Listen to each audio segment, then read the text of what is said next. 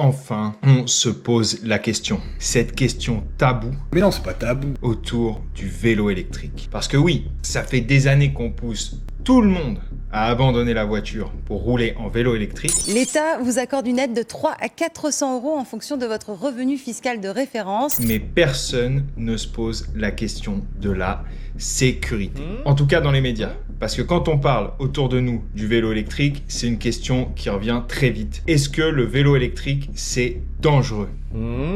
Et cette question, je vous le dis tout de suite, on se la pose à juste titre.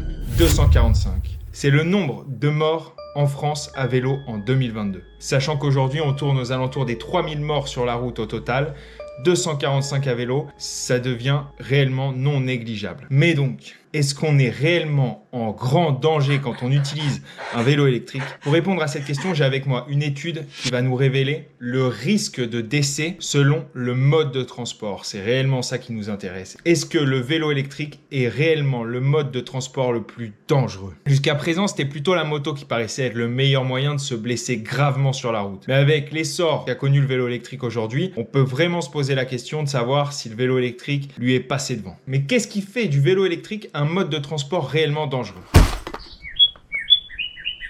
Premièrement, la conscience du danger, ou plus particulièrement le manque de conscience du danger, puisque ça, c'est la tenue du motard standard. Jean en Kevlar, veste renforcée, casque, gants, bottes, etc. Alors que la tenue du cycliste standard, c'est plutôt ça. Et ça conduit au constat suivant, que les blessures à la tête causées par les accidents en vélo électrique sont ceux qui se rapprochent le plus de ceux causés par les accidents de moto. Le succès des vélos électriques s'accompagne forcément d'une augmentation des accidents. L'an dernier en Suisse, on a franchi la barre des 600 accidents graves. Et selon une étude zurichoise, les blessures à la tête sont comparables à celles que subissent les motards. Deuxièmement, la taille qu'on occupe sur la route. Par rapport à une voiture, par rapport à une moto, par rapport à n'importe quel autre type de véhicule, on est beaucoup moins visible sur la route. Et ça, c'est un réel danger. Quand on est en voiture, on a plutôt tendance à porter notre attention sur les autres voitures, voire sur les motos, que sur les vélos. Le vélo est quasiment invisible dans le champ de vision d'un conducteur de voiture.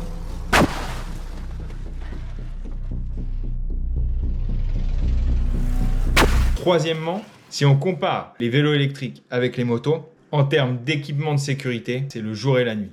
ABS, traction control, qualité des pneus, lumière, clignotant, rétroviseur, etc., etc. Mais surtout, un élément qui différencie grandement, c'est que pour conduire une moto, il vous faut le permis moto. Tandis que n'importe qui peut monter sur un vélo. Jusqu'à présent, ce qui équivalait au permis pour le vélo, c'était la condition physique de l'utilisateur. Puisque n'importe qui ne pouvait pas utiliser un vélo. Il fallait quand même être capable de pédaler. Seulement aujourd'hui, avec les vélos électriques, n'importe qui peut se retrouver propulsé à 25 km/h sur la route. Et c'est apparemment cet élément qui est le plus significatif en ce qui concerne les problèmes de sécurité à vélo. Puisque quasiment 70% des morts en vélo électrique avaient plus de 75 ans.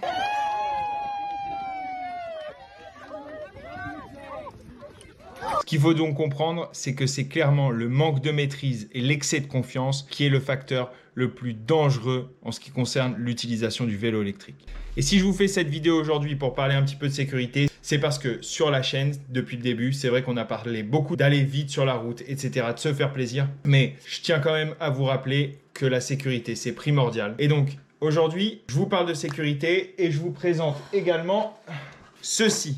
Xniro, un américain, et Xinito sur la chaîne de la fabrique, avec son anglais approximatif, a eu la gentillesse de m'envoyer ceci. Ceci est un casque qui paraît être tout à fait standard, mis à part qu'il est méga stylé, comme tu peux le voir. Mais en réalité, c'est un peu plus que ça, puisque ce casque de chez Xniro appartient à une nouvelle catégorie de casque, qui est la catégorie de casque spécialement conçue pour les vélos électriques. Alors, les vélos électriques en plus à l'américaine. Donc, il est censé pouvoir nous protéger des chocs pouvant aller jusqu'à 45 km/h. Donc, en réalité, pour faire simple, c'est vraiment le juste milieu entre le casque de vélo et le casque de moto-scooter, puisqu'il est extrêmement léger, il est extrêmement agréable à porter, comme tu peux le voir. Tu peux y aller, tu n'as même pas besoin de l'accrocher, tu vois, ça se règle derrière.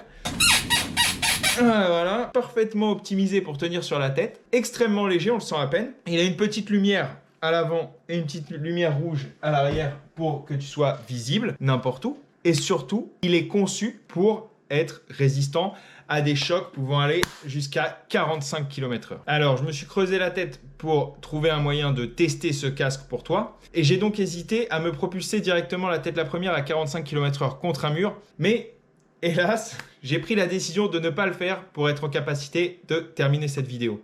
Mais 3000 likes et je fonce la tête la première. Non, je déconne. Donc même si tu me mets 3000 likes sous la vidéo, je ne me propulserai pas à 45 km/h contre un mur la tête la première pour tester le casque. Il va falloir leur faire confiance.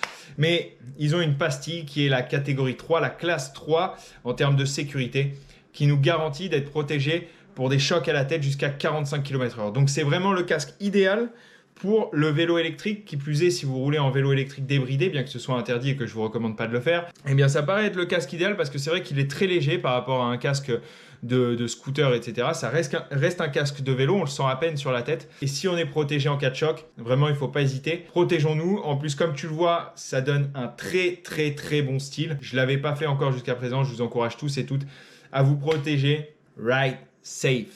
Et on continue avec la conclusion de cette vidéo. Je vais l'enlever quand même parce que je suis trop beau gosse, sinon tu vas être jaloux. Donc j'enlève. Ex-Nihilo. N'hésite pas à aller faire un tour sur leur site. Ce qu'ils font, c'est très très bien. Et protège ta vie.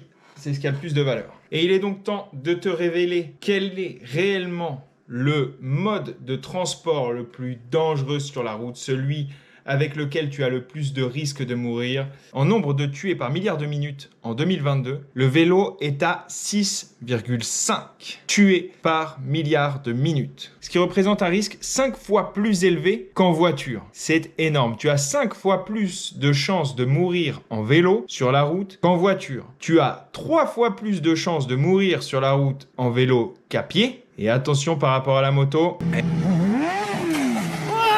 Eh bien non, la moto restera toujours le mode de transport le plus dangereux puisque la moto, elle, représente 43,2 tués par milliard de minutes, ce qui est quand même bien plus élevé que le vélo électrique. Néanmoins, l'augmentation du nombre de décès en vélo est prodigieuse depuis 2010 et donc faites-moi plaisir. Je n'ai pas beaucoup d'abonnés sur cette chaîne, donc si vous mourrez tous sur la route dans des accidents de vélo, eh bien ce sera la fin de la chaîne. Et donc, protégez-vous, mettez des casques et merci de votre soutien. Je vous dis à bientôt. Ciao.